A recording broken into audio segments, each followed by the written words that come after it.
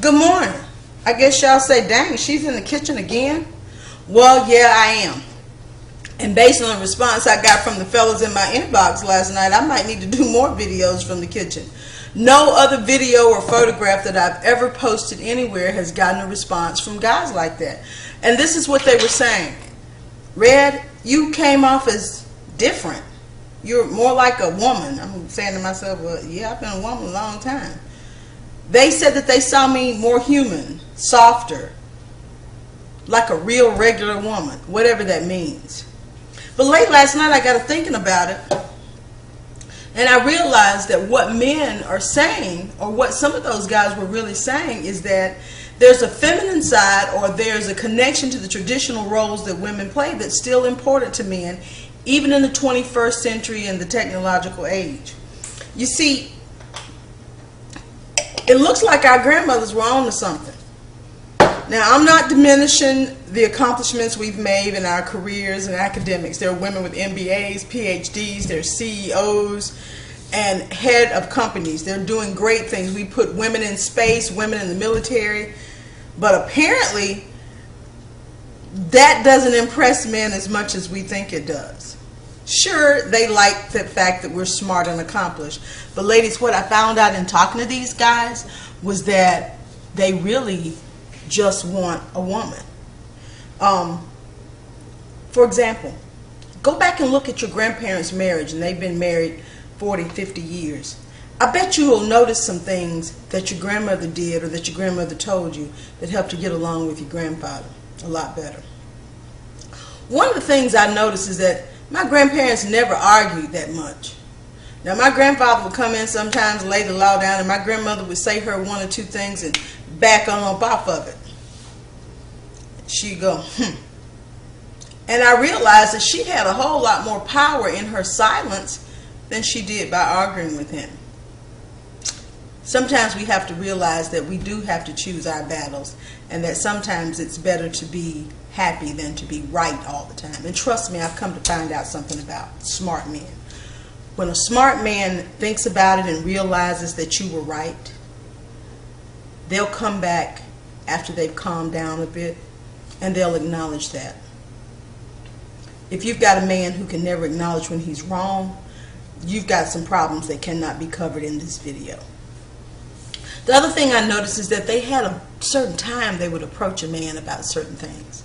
Like when he first came in from off the job or out doing work, I noticed that she didn't approach him right then.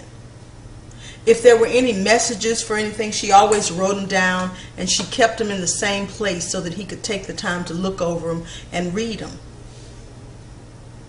But she would ask him, how you doing or how you feeling? Was he ready to eat? That kind of thing. So ladies, sometimes when our men come in from work in the evening, let's not just bombard them and hit them with all that information at one time. Let him come in. Let him chill out for a minute. Get him a shower, get his beer, his drink. You can ask him how he's doing.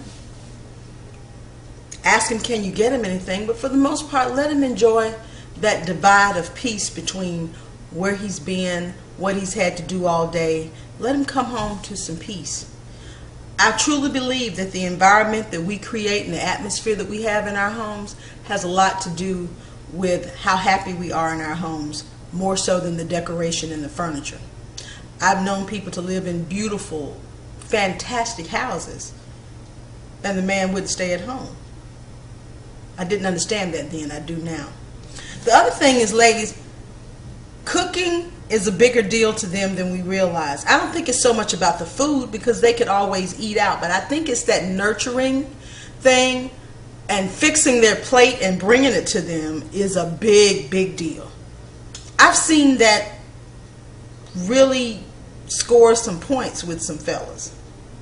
So every now and then, ladies, make it about him.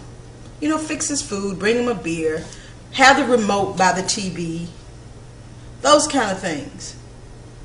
They may not say it, but they like to be pampered a little bit too.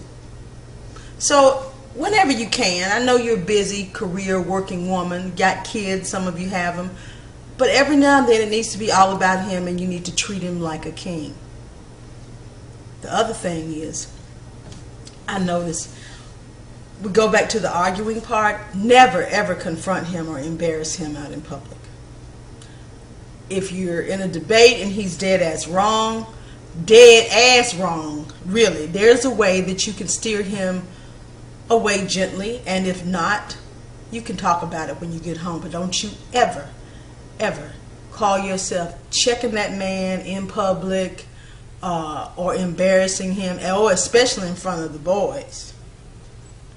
You know, you can say, well, honey, I'm not sure about that, but I'm not sure. But don't ever discount him in public, tear his credibility down. Sometimes, ladies, we just got to let some things ride. The other thing that's real important is respect, which ties into what I just said. Always respect that man. We want to be loved. We want to be cherished. We want to be pampered. The most important thing to a man is respect. You cannot love a man that you don't first respect. And I think that honoring and respecting them is a part of the big deal. I think that's why the honor and obey and the submission part are such a big deal to some men in the marriage vows. Last but not least, ladies, these two things. One goes back to respect. One goes back to knowing when to approach a man about a subject. And there are some times, ladies, when you don't need to approach anything at all. We just need to shut up. Just be quiet. Whatever he doing, let it rock on for a while. Pick your battles. Sometimes, whether you realize it or not, your silence is more powerful than what you say. Because man don't care nothing about no idle threats and ultimatums coming out your mouth. But when you're quiet and he knows you're thinking, and he knows that when your mind is made up, that might be it. That's when you might be able to get a little act right out of him. The last thing, ladies, but the one that is really important, you can't hold the kitty hostage. You can't do that. You can't have a headache every night. You can't go to bed with your head tied up and them sweatpants on every night. Some of y'all women wear more clothes to bed with your man than you wear in the street. Now, men are a little bit different from us. In honesty, that helps to create the bond of intimacy between you.